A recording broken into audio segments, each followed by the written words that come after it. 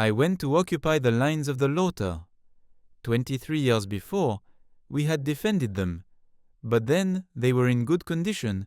The left bank of the river was protected. We had 80,000 fighting men, a corps of reserve, and the army of the Upper Rhine assisted us. Nothing of that sort existed now. The lines were merely a heap of ruins. The banks and the sluices, which formed their principal strength, were nearly destroyed, and the places which supported them were neither armed nor even secure against a sudden assault. We scarcely reckoned 15,000 infantry, which were divided into 3 divisions under the orders of Generals Rothenburg, Albert, and Grandjean. 2,000 horse under Count Merlin composed all our cavalry, from Weissenburg as far as Hunningen on one side and to Belgium on the other. The frontiers were completely unprotected. In this state of things, Germersheim became an important position. Defended by a considerable garrison and 24 pieces of cannon, it could not be carried but by main force. I did not despair of success, and as soon as the news of hostilities reached me, I made a general reconnaissance, in which I got possession of Hohn, of Auweiler, and of all the villages of the Queich. The chief of squadron Turkheim took at a gallop that of Gottenstein, and the Bavarian detachments which occupied it. On the 21st, towards midnight, all the arrangements were made, and the columns of attack were already in march, when news of the disaster of Waterloo was announced. The columns were immediately recalled. I well knew that the enemy would lose no time in crossing the river. I hastened to take the administrative measures that circumstances required, and to put in a state of defense the fortresses which were under my command. I threw a battalion of the line into Landau, whither I ordered the treasuries of the country to be removed. But already, as I had foreseen, the troops of the coalition had passed the Rhine at Oppenheim and at Germersheim, and had spread themselves in every direction. Our soldiers were obliged to fight their way in order to arrive at their destination. We retreated behind the Lauter, and the rumor of the invasion of the Upper Rhine by the Grand Army under the command of Schwarzenberg having reached me at the same time, I dispatched, post-haste, 2 battalions to reinforce the garrisons of Neuf-Brisach and of Schelestadt. The Russians, Austrians, Bavarians, Württembergers, Badeners, and a multitude from other nations, assembled to the number of more than 60,000 men, under the orders of the Prince Royal, now King of Württemberg, soon outnumbered the feeble corps under my command. I had first determined to defend Alsace foot by foot, retiring towards the Vosges, the Meurthe, the Moselle, and the Marne. But I learnt that the army of the Moselle, which supported me on my left, had marched towards the north, that the enemy's columns already occupied Sarrebruck and inundated Lorraine. This movement then was no longer practicable. On the other hand, a hasty decision, in such an unexpected juncture, might be attended with the most serious consequences. I temporized, in hopes of receiving orders to regulate my movements, but after the dispatch which informed me of our misfortunes, I did not receive another till the entry of Louis XVIII into Paris. In the evening of the 24th, the Württemberg cavalry attacked my advanced posts. The chasseurs of the 7th and the dragoons of the 11th took arms, rushed on the enemy, and cut them in pieces. The next day, the army continued its movement of concentration. I fixed my quarters in advance of the forest of Haguenau, the right of the army at Seltz, the center at Surbourg, and the left, being my cavalry, on the road to Bitche, which the enemy had already invested. This position was only a temporary one. It was too extended. I only took it to avoid retiring suddenly behind the town, and thus allowing the enemy to penetrate between that place and Saverne, which Lieutenant General Desbureaux occupied with a battalion of the line, some partisans, and a few lancers. General Rothenburg was entrusted with the task of observing the Rhine on our rear and on the right. I had only been able to allow him a brigade, which I had left at Seltz. Out of this, I was obliged to withdraw the 40th Regiment the moment the Austrians appeared. There only remained with him the 39th, whose 2nd Battalion formed the advanced posts and the reserve. The 1st, a company of sappers, and 8 pieces of cannon composed the line of battle for more than half a league of ground. The situation, without being bad in itself, had nothing particularly encouraging in it. The small town of Seltz, supported on the Rhine, is situated on the 2 banks of the Seltzbach. This river is pretty secure for about 400 yards, but farther up it is fordable everywhere, and the woods on its banks render the passage of it still easier. On the other hand, I feared a landing which the enemy could easily effect behind the right, and to which I could make but a feeble opposition, whilst all my attention was wanted to the front, which, as I have said, extended to a great distance. In this alternative, General Rothenburg decided on keeping a watch on the Rhine only by means of patrols, and he sent a company to guard the fords from the mill at Seltz to Niederadern. He placed his artillery on a small eminence on the right bank to the left of the town, and what remained of his soldiers he sent forward to support the 2nd Battalion, which occupied the advanced posts and the wood. At 11 o'clock, the enemy, having assembled his masses, commenced the attack by a well-sustained fire of musketry, which he supported with 8 pieces of cannon. The opposition of our troops was obstinate, and for a long time was effectual, but at last this small advanced post was compelled to retreat into the wood. It maintained itself there with heroic courage, and resisted for a long time the efforts of 8,000 to 9,000 men, aided by a numerous artillery. In the end, after a few hours of the finest resistance, this handful of valiant troops retreated in the greatest order and rejoined the 1st Battalion.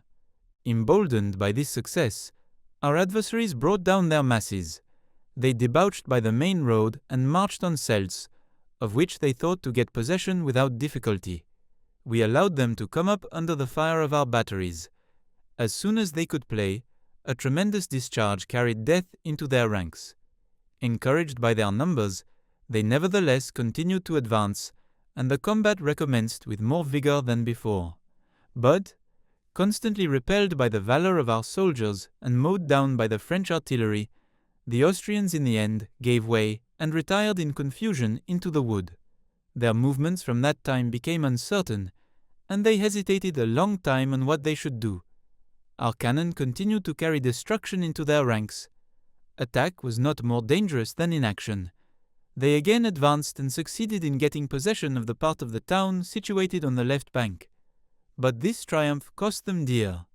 A few shells, thrown on the houses of which they were in possession, compelled them to leave them and to regain, in a great hurry, their first place of shelter. Our batteries fired with increased fury, and the fugitives suffered an immense loss. This was not the only attack in which they failed. At the commencement of the action, they had advanced by the main road from Weissenbourg to Haguenau on Surbourg, which was occupied by a battalion of the 18th under the command of Colonel Voirol. This village was valiantly defended. For more than 2 hours, the enemy could not penetrate into it, but they at last brought up forces so considerable that under the apprehension of seeing the position turned, General Albert ordered it to be evacuated. Our soldiers withdrew behind the Sarre, where they joined the remainder of the regiment. Attacked in this position by some chosen troops of the Austrian army, they remained immovable, wearied with so many fruitless attacks and convinced that they could not succeed in forcing men who appeared determined to die at their post, nor in getting possession of the avenues of the forest. The Allies at last decided on retreating. We had 300 men killed and wounded. The Austrians, by their own account, had lost 2,000 men and had 2 pieces of cannon dismounted. Our troops had scarcely taken a few hours' rest when I was obliged to put them again on their march. The Allied army of the Upper Rhine was advancing on Strasbourg. I had received this news during the action. I had not a moment to lose. I marched immediately towards that place, and the result has shown whether this measure was proper.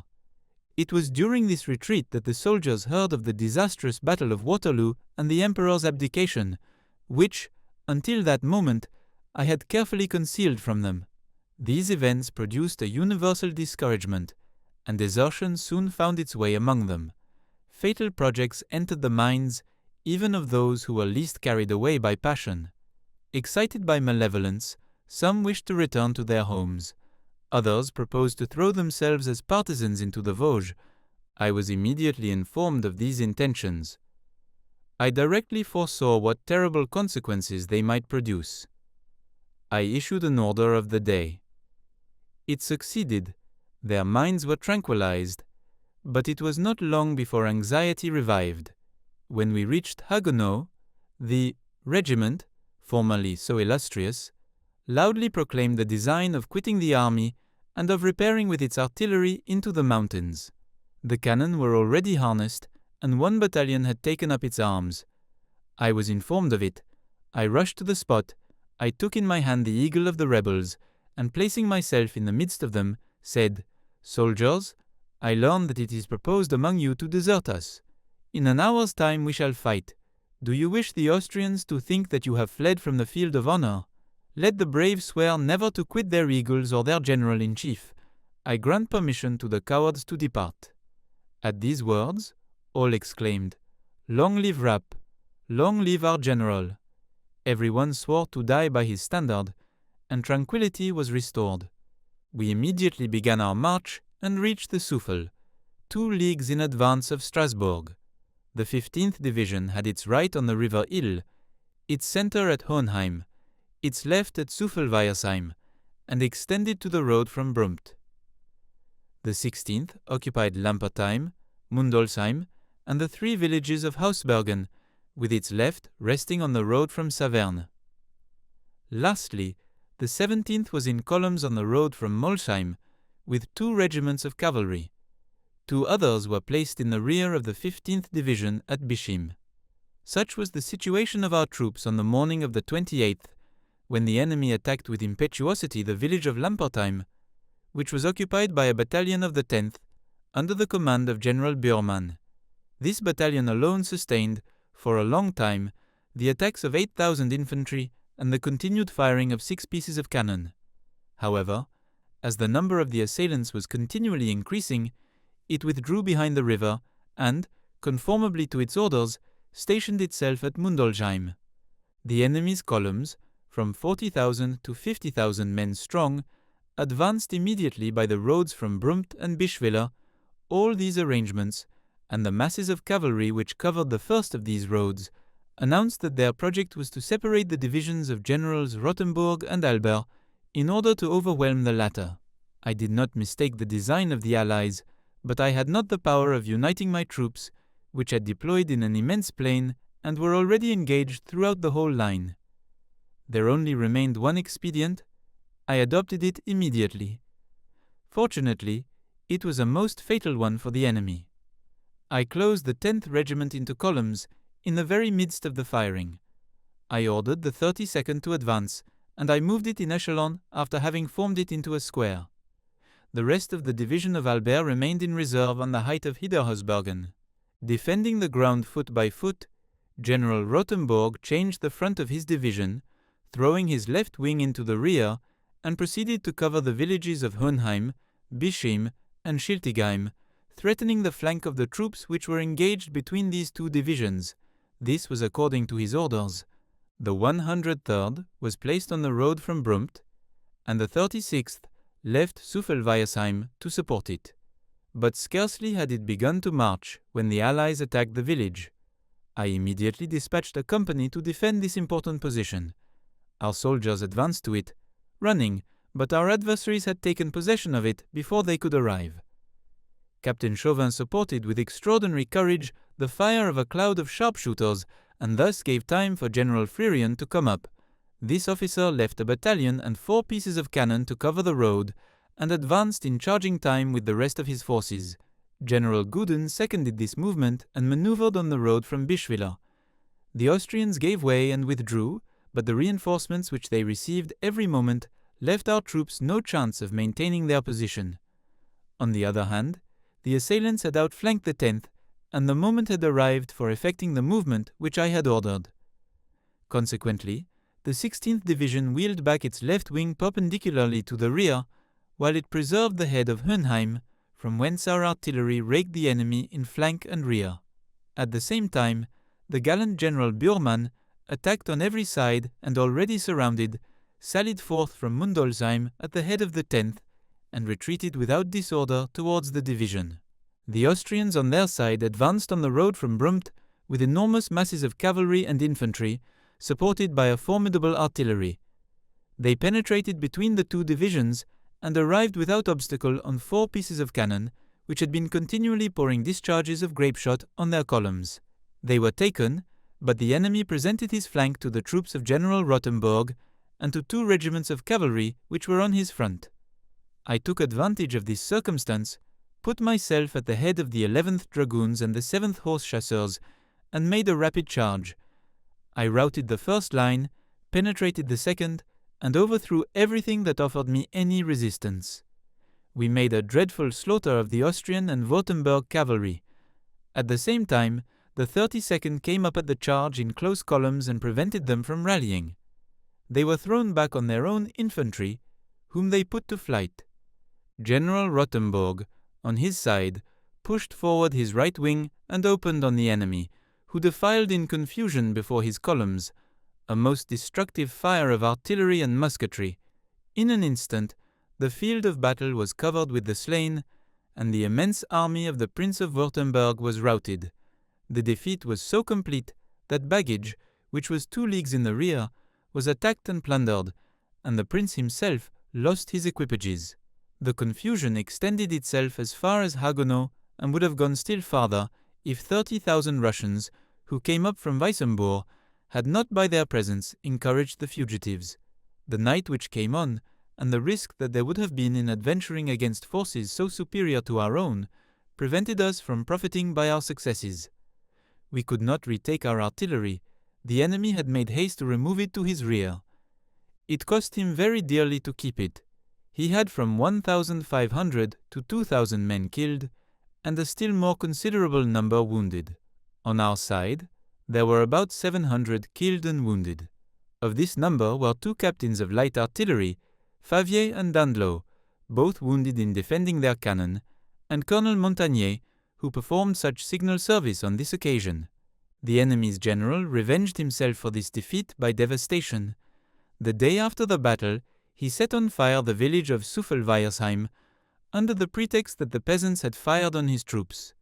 This was not the fact, and the name of the Prince of Württemberg will remain forever sullied by an action which plunged a multitude of families into misery. Whether the vigor with which we had repulsed all their attacks had given them a distaste for making new ones, or from some other motive, our adversaries remained some days without undertaking anything. I took advantage of this repose to provision Strasbourg and to fortify myself in my positions.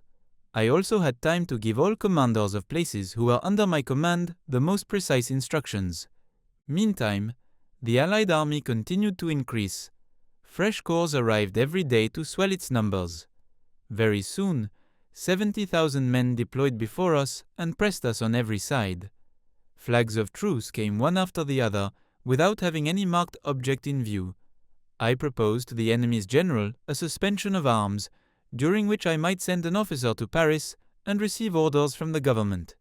The Prince of Württemberg refused, without however renouncing the system of communication that he had adopted. It was about this time that he sent for the pastor of Vendenheim, a respectable man and an excellent patriot. "Are you acquainted," he said to him, "with General Rapp?" "Yes, my lord." "Will you undertake a mission to him?" "Assuredly, if its object is in no respect contrary to the interests of my country." "Well then, go and tell him that if he will deliver up Strasbourg to me for the King of France, wealth and honors shall be showered on him." "My lord, General Rapp is an Alsatian, and consequently a good Frenchman. Never will he consent to dishonor his military career. I consequently beseech your Highness to entrust someone else with this message." At these words, the venerable pastor bowed and departed, leaving the prince astonished and confused at having proposed in vain this piece of meanness. Nevertheless, His Highness was not discouraged. On the 3rd of June, he dispatched General Vacquant to me with a flag of truce to demand of me in the name of the King of France the surrender of Strasbourg. In order to inspire more confidence, the Austrian officer wore an enormous white ribbon and the decoration of the lily. I asked him whether he came from the king. He replied that he did not. Well then, I said to him, I will not give up the place till my soldiers shall have eaten the thighs of Austrians, as those I had at Danzig ate those of Russians. Importuned by the insignificant communications which the commander of the Allied forces was every day sending me, I endeavored to penetrate into his motives. With this object, a general reconnaissance was made on the 6th on the Austrian positions. Our soldiers took some posts of cavalry, cut others to pieces, and returned to the camp after having made all the enemy's army get under arms. Having heard, 2 days after, a heavy cannonade in the direction of Salzburg, I resolved to make a second reconnaissance, as well to make myself precisely acquainted with the forces that I had before me, as to hinder the Prince of Württemberg from detaching troops against that place. Albert's division and the cavalry marched against the entrenched camp, which the Austrians had formed all the way from the strong position of Oberhausbergen to Niederhausbergen. The attack commenced at 3 o'clock in the morning. It was impetuous and crowned with the most complete success. The enemy's cavalry were repulsed and put to flight by the brigade of General Gruvel. The principal villages were taken at the point of the bayonet, and the entrenchments carried by force. Several officers were taken in their beds, and others at the very moment they were rushing to arms. Some generals escaped in their shirts and owed their safety only to the darkness which protected them. The 10th Light Infantry, commanded by the gallant Colonel Crete, displayed in this affair the same valor as at the battle of the 28th. The 18th, under the orders of Colonel Voirol, one of the most intrepid officers in the French army, made itself master of the village of Mittelhausbergen, where he withstood for a long time numerous forces and incessant attacks on every point. The signal for retreat having been given, General Albert ordered the 57th to form in echelon towards the attack on the right and the 32nd towards that on the left. We retired in the best order. The enemy endeavored to disturb us. He attacked our troops. The 57th received him without wavering and opened a fire at musket length which disorganized his columns. Twice the Allied cavalry returned to the charge. Twice was it repulsed with loss. General Laroche, who led it on, was wounded and fell under the feet of the horses. He would have perished if the French had not come to his assistance. "Friends," cried he, "I once served in your ranks, save me." He was immediately taken up and restored to his own men. A troop of cuirassiers had nearly surprised the 18th in its retrograde movement, but the chief of the staff, Colonel Schneider, having skillfully opposed to it a battalion that he had by him, broke their shock and saved the regiment from an inevitable defeat. The Allies, convinced that they could not succeed in cutting us off, left us peaceably to continue our march. Our troops returned to their camp, after having accurately ascertained the immense superiority of the forces that they had to contend with. Both parties entered into cantonments. A military convention was signed a few days afterwards, and hostilities ceased throughout all Alsace. That concludes the 17th part of the story. Thank you very much for listening. Please subscribe for more episodes and leave a comment.